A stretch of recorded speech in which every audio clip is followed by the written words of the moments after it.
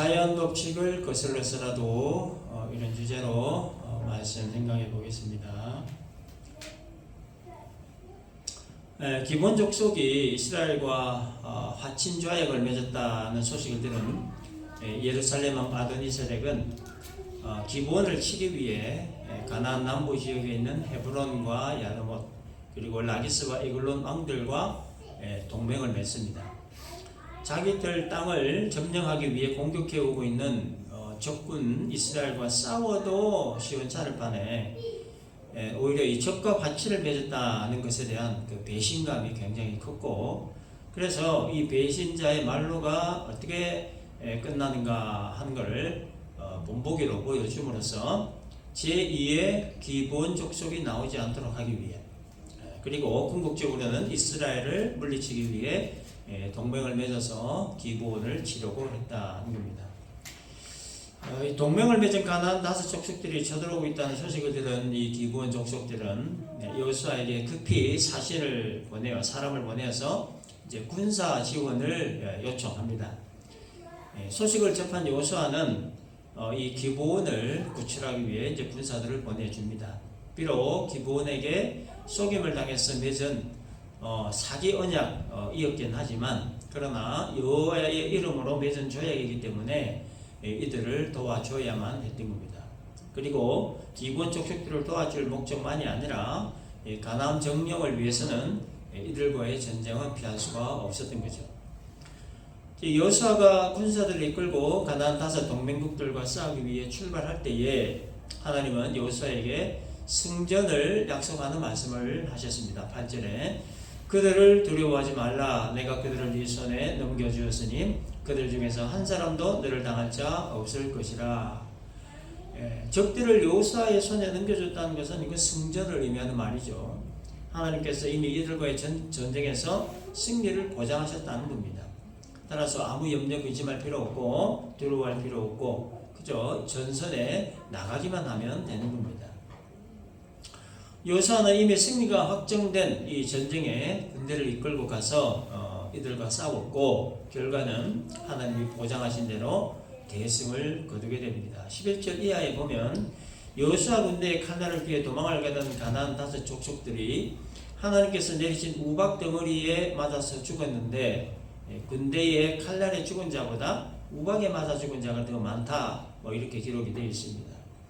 그래서 이 여호수아 군대는 군대대로 싸움을 하고, 또 하나님은 하나님대로 가나안 족속들과 싸우셨는데 여호수아 군대에 밀려 도망을 가는 가나안 족속들을 하나님이 우박으로 진멸하셨다 하는 겁니다. 자, 그런데 12절을 보면 아주 진귀한 장면이 하나 나옵니다.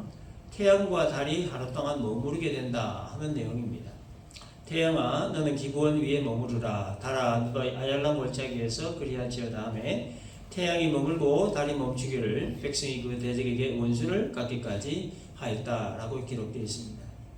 이 구절은 이제 여호수아 군대가 가나안 족속들과 싸우면서 했던 이제 기도인데, 여호수아의 칼날을 피해 연합군들이 도망을 가서 밤이 되면 이들을 찾기가 어렵기 때문에 해가 중천에 머문 상태에 있게 해달라, 이런 기도를 한 겁니다. 그리고 하나님은 여호수아의 기도를 들으시고 태양과 달을 머무르게 하셨습니다. 13절을 보면 도망가는 가나안 족속들을 완전히 진멸할 때까지 태양과 달이 멈췄고 그 내용이 야살의 책에 기록되어 있다라고 기록합니다. 이 야살의 책은 현재 존재하지 않는 책이기 때문에 그 기원을 알 수는 없지만 이스라엘 역사와 관련된 여러 가지 민족적 자료들을 연대기에 따라 기록을 한 고대 수집 문서일 것으로 추론을 합니다. 이스라엘 역사 초기부터 있었던 위대한 인물들이나 큰 사건을 노래한 시가 형식의 책이 아닌가 이렇게 추론을 하는데, 그 야살의 책에 오늘 이 본문의 사건이 기록이 되었다 하는 겁니다. 자, 그런데 천지 창조 이후에부터 지금까지 지구는 태양을 중심으로 한치의 오차도 없이 자전과 공전을 쉼없이 하고 있는데 어떻게 하루 동안 지구의 자전과 공전이 멈출 수 있단 말인가? 이 우주의 질서를 깨뜨리는 이 전무후무한 사건, 태양과 달이 하늘이 멈춘 이 사건은 참 이해하기가 힘들고 받아들이기 어려운 사건임엔 분명합니다. 그래서 이 사건에 대한 여러 가지 견해가 있습니다. 하나는 여호수아가 자신의 군대에 힘을 달라고 호소한 것이다 라는 견해, 다른 하나는 여호수아가 단지 태양의 열기를 약하게 해달라고 기도했다 하는 견해, 그리고 또 하나는 빛이 굴절하여 마치 해가 멈춘 것처럼 되어 낮의 길이가 조금 길어졌다 하는 견해입니다. 뭐 이런저런 여러 가지 견해들이 있는데 뭐 견해는 그냥 견해일 뿐이고 성경은 13절에서 분명히 태양이 머물고 달이 멈추기를 백성이 그 대적에게 원수를 갖기까지 했다 이렇게 명확하게 기록을 하고 있습니다. 성경은 하나님께서 태양과 달을 멈추셨다 이렇게 분명히 말하고 있다는 거예요. 자, 여러분들은 어떻습니까? 이 사건이 실제로 일어났었던 역사적인 사건이다 하는 걸 여러분들은 정말 믿어지십니까? 이 태양이 멈춰질 이 사건은 두 부류로 나눠집니다. 한 부류는 과학적으로 증명되지 않는 사건이므로 검증되지 않는 사건이므로 이거는 흑우다. 다른 한 부류는 자연 법칙을 거슬린 명백한 하나님의 역사다. 그래서 이 둘 사이에서 결국 대두되는 핵심 문제가 뭐냐 하면 하나님을 창조주로 믿느냐 믿지 않느냐 하는 겁니다. 성경을 창조주 하나님의 말씀으로 믿느냐 믿지 않느냐 이것으로 갈라진다는 거예요. 하나님을 창조주로 믿느냐 믿지 않느냐를 가늠하는 가장 중요한 말씀이 하나 있는데 창세기 1장 1절의 말씀이죠. 태초에 하나님이 천지를 창조하시니라. 하나님을 창조주로 믿지 못하면 창세기 1장 1절 이 말씀부터 부딪히게 됩니다. 성경의 가장 첫 장 첫 절부터 믿지 못하면 더 이상 진도가 나갈 수 없게 되죠. 노아 방주와 홍수 사건도 믿지 못하고 오늘 본문에 나오는 태양이 멈춘 사건도 믿지 못하게 됩니다. 예수님이 성경으로 잉태되셨다는 사실 당연히 못 믿고 물리를 걸으신 사건, 오병이어의 사건, 병자 고치신 사건, 죽은 자 살리신 사건, 부활하신 사건, 아무튼 이 과학적으로 증명 불가능한 것은 다 믿지 못하게 됩니다. 따라서 하나님이 그 창조주 되심을 믿지 못하면 결국 이 성경 자체를 믿지 못하게 되는 거예요. 성경을 못 믿는다는 것은 하나님의 창조주 되심을 믿지 못한다는 말이고, 하나님의 창조주 되심을 믿지 못한다는 것은 성경을 믿지 못한다는 말이에요. 그래서 성경에 기록된 이 기적의 역사들은 모두 다 믿을 수 없는 허구가 될 수밖에 없는 거예요. 이렇게 결론이 날 수밖에 없는 거예요. 그러므로 이 성경이 창조주 하나님의 말씀이라는 것이 믿어지고, 성경에 기록된 이 기적 사건들 모두가 창조주 하나님이 행하신 사실이 믿어진다면 그만큼 더 큰 은혜와 복은 없는 거예요.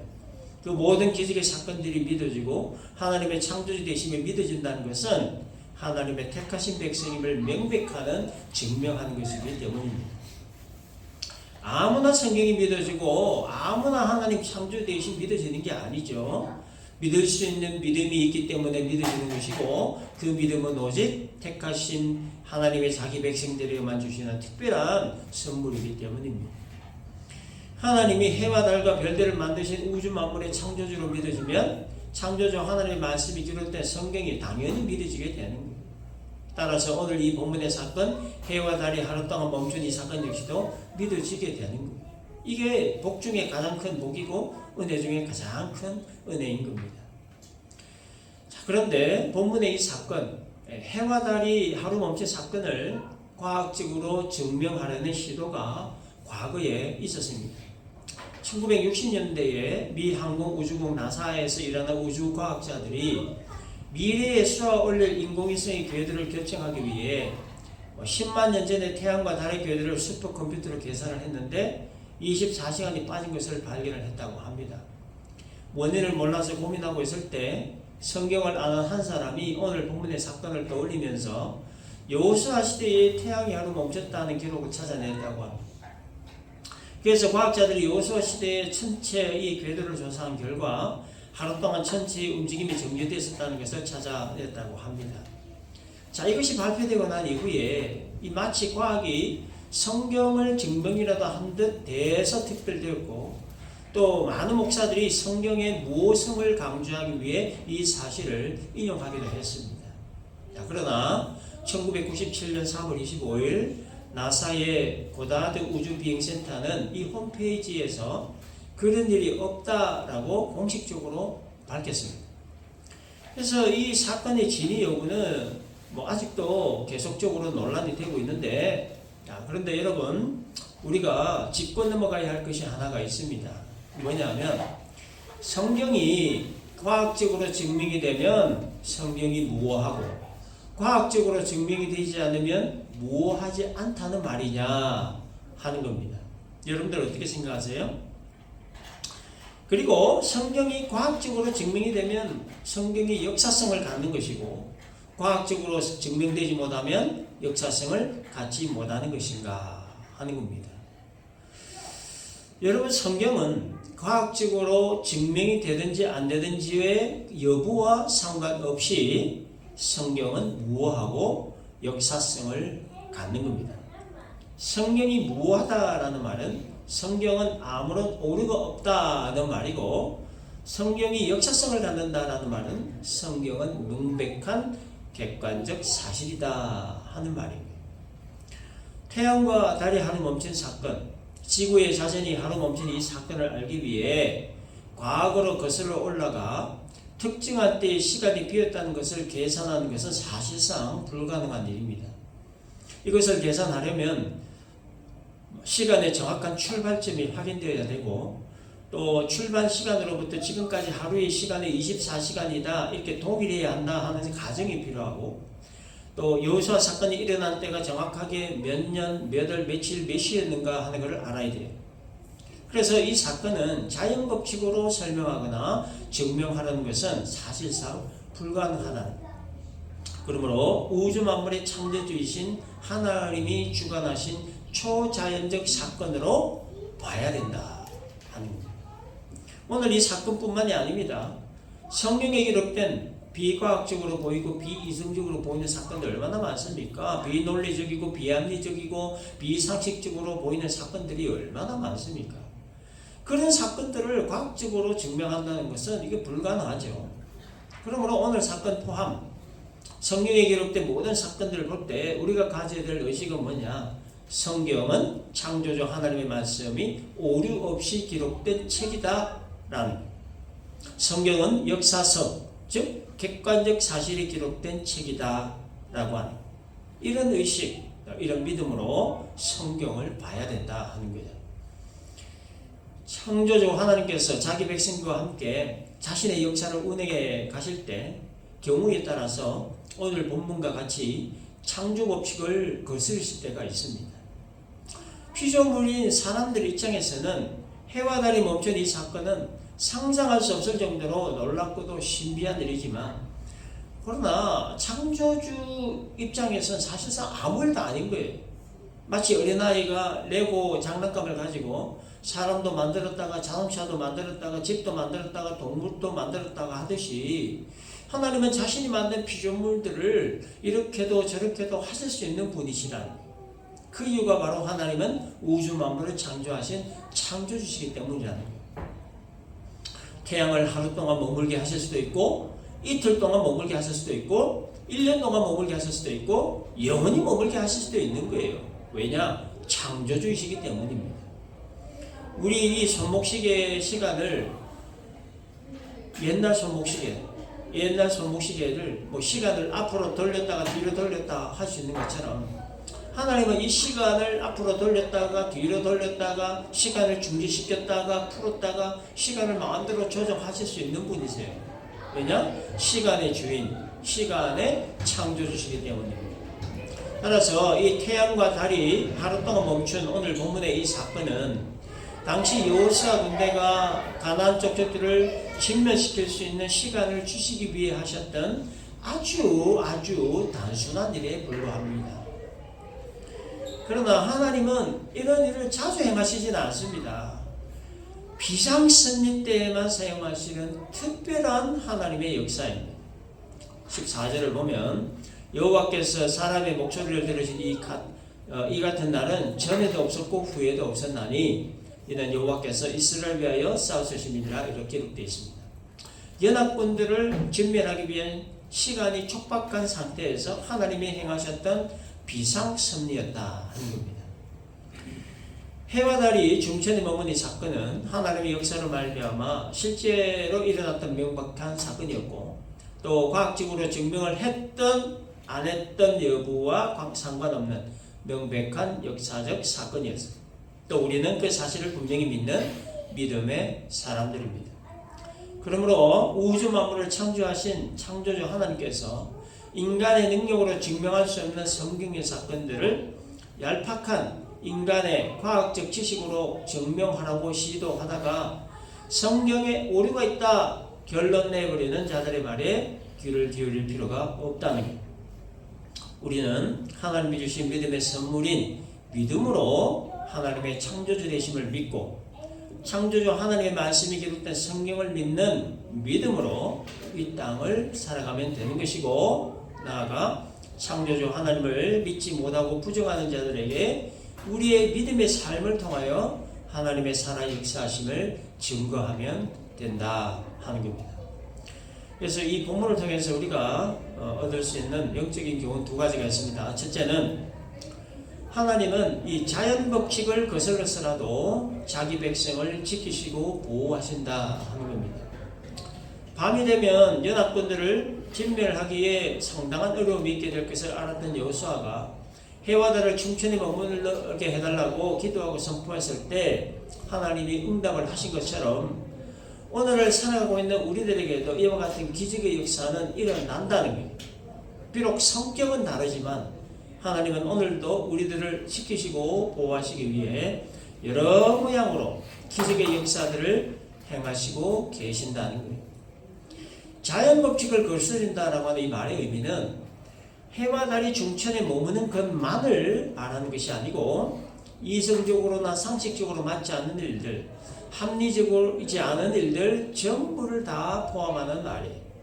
이성적으로나 상식적으로 맞지 않지만 일이 되는 것, 말이 안 되지만 말이 되는 것, 그런 일들이 바로 자연법칙을 거스르는 모든 일들에 포함된다 하는 겁니다. 그래서 이 자연법칙을 거스르는 일을 우리는 기적이다 이렇게 표현하죠. 그래서 여러분 기적이라고 하는 것은 멀리서 찾을 필요가 없습니다. 아주 가까이에서 우리는 기적을 찾을 수 있습니다. 여러분 우리가 지금 이렇게 교회를 다니고 있는 거 여러분 이거 기적이에요. 이 주일 아침마다 이렇게 예배 드리는 거 이게 기적입니다. 기적. 아무리 생각하고 또 생각해봐도 우리가 지금 이렇게 예배를 드리고 있다는 이 사실이 기적이라고 하는 말밖에는 달리 해석할 길이 없는 거예요. 예수 믿는 이 자체가 기적 중에 가장 큰 기적입니다. 예배를 드릴 장소가 있다는 것도 기적이고 이렇게 주일 아침마다 교회 와서 예배를 드리는 것도 기적이고 3년이 넘도록 교회가 운영되고 있는 것도 기적이고 생각을 해보면 여러분 모든 게 다 기적이에요. 기적이 아닌 것이 없는 거예요. 하나님의 지키심과 보호하심 그리고 하나님의 은혜가 아니면 있을 수 없는 일입니다. 특별히 우리의 삶의 여정에 예상치 못한 복병을 만났을 때 그 당시에는 정말 미칠 것만 같고 죽을 것만 같았지만 그 미칠 것만 같고 죽을 것만 같은 바로 그때에 하나님은 비상섭리를 가동하십니다. 우리가 그때 그 순간에 못 느껴서 그렇지 영적으로 조금만 민감하면 다 느낄 수 있는 거예요. 그리고 시간이 지나고 한참 지나고 나면은 깨닫게 되는 겁니다. 죽을 것만 같은 바로 그때에 하나님이 비상섭리로 풀가동하고 계셨구나. 그러므로 하나님의 백성은 절대 망하지 않습니다. 망할 수가 없습니다. 잘못될 수가 없는 거예요. 하나님은 자연법칙을 거슬러서라도 자기 백성을 지키시고 보호하시고 계시기 때문에 그래서 우리가 이런 의식을 항상 하면서 살아가야 되는 겁니다. 두 번째 교훈은 하나님께서 기적을 행하시는 이 목적에 관한 겁니다. 하나님이 기적을 행하시는 목적이 있는데 그거는 뭐냐? 하나님 자신을 나타내 보여주시기 위함이에요. 하나님께서 인간의 이성과 상식을 뛰어넘는 기적을 행하시는 단 한 가지의 목적이 뭐냐? 하나님 자신을 보여주시기 위함이라는 거예요. 내가 누구냐? 이걸 하나님의 자기 계시다라고 합니다. 하나님의 자기 계시. 하나님의 자신이 어떤 존재인가를 보여주시기 위해서 말씀으로 천지를 창조하셨죠. 하나님 자신의 천지를 지으신 창조주심을 보여주시기 위해서 홍해를 가르셨습니다. 반석에서 물을 내셨습니다. 만나와 메추라기로 광야 40년 동안 백성들을 먹이셨습니다. 또 하나님은 자신이 어떤 존재인가를 보여주시기 위해 독생자 예수를 이 땅에 보내셨습니다. 그 예수를 통하여 병자들을 고치셨어요. 죽은 자를 살리셨어요. 무리를 걸으셨어요. 오병이어의 기적을 보여주셨습니다. 십자가 달려 죽게 하셨습니다. 3일 만에 부활하게 하셨습니다. 그래서 성경에 기록된 이 모든 기적의 사건들이 바로 하나님이 누구냐? 하나님 자신을 알려주시기 위해서 행하셨던 일들이다 하는 거예요. 하나님이 행하신 일들을 본 자들로 하여금 하나님이 누구인가를 알고 따라서 하나님을 믿고 섬기는 자 되도록 하기 위해 여러 가지 기적 사건을 통하여 하나님 자기 계시를 하셨다 하는 겁니다. 그래서 여러분, 우리는 누굽니까? 하나님을 믿는 사람들입니다. 어떤 하나님을 믿습니까? 지금도 살아 역사하시는 하나님을 믿습니다. 우리는 또한 하나님의 말씀을 믿는 사람들입니다. 어떤 말씀입니까? 지금도 살아 역사하시는 창조주 하나님의 말씀, 우리를 지극히 사랑하시는 하나님의 말씀, 우리를 진리 가운데로 이끌고 가시는 말씀, 우리를 끝까지 책임지시고 이끌고 가시는 하나님 말씀, 그 말씀을 믿는 사람들입니다. 하나님께서 자기 백성들에게 주신 특별한 선물인 믿음으로 말미암아 하나님의 하나님됨을 알고 하나님의 말씀의 말씀됨을 믿는 복되고 복된 백성들이 바로 우리들이다 하는 겁니다. 그러므로 우리는 우리의 이 복됨과 존귀함을 알고 하나님 주신 선물인 믿음으로 지금도 살아 역사하시는 하나님을 믿고 지금도 살아 역사하시는 하나님 말씀을 믿고 따르는 일을 우리의 생명 다하는 그날까지 지속해 나아가야 하는 것이고, 나아가 그 살아계신 하나님 말씀을 우리의 입을 통하여 무엇보다 우리의 삶을 통하며 증거하며 살아가야 된다 하는 겁니다. 정리합시다. 하나님은 자연 법칙을 거슬러서라도 우리들을 지키시고 보호하신다. 하나님이 기적을 행하시는 목적은 하나님 자신을 보여주시기 위함이라는 것, 하나님의 자기 계시 때문이라는 것. 우리는 자기 백성들에게만 주시는 특별한 선물인 믿음으로 하나님의 하나님됨을 믿고 하나님 말씀의 말씀됨을 믿는 세상에서 가장 복되고 존귀한 백성이다 하는 것. 오늘 이 말씀을 우리 모두 잘 기억을 하고 지금도 살아 역사하시는 하나님 잘 믿고 지금 살아계시는 하나님 말씀을 잘 믿고 따르는 이 일을 우리의 생명 다하는 그날까지 지속시켜 나아가 살아계신 하나님 말씀을 우리의 입을 통하여 무엇보다 우리의 삶을 통하여 증거하며 살아가는 복된 백성 우리 모두가 될 수 있기를 주님의 이름으로 축원합니다.